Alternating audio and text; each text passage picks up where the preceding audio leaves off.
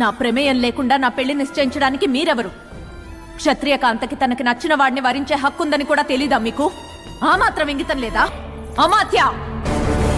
ఇదే పొగరు అణువంతైనా మీ యువరాజులో ఉండుంటే కనీసం మగాడని ముచ్చట పడేదాన్ని. బాహుబలి అంతటి మహావీరుణ్ణి అధికారం నుంచి తప్పించో కుక్క కట్టబెడుతుంటే చూస్తూ మౌనంగా ఎలా ఉండగలరు? ఇక్కడికి వచ్చిన వాళ్ళందరూ నాకేదో ఒక బహుమతి ఇచ్చారు. మీరింకా ఇవ్వలేదు. అడిగింది ఇస్తారా?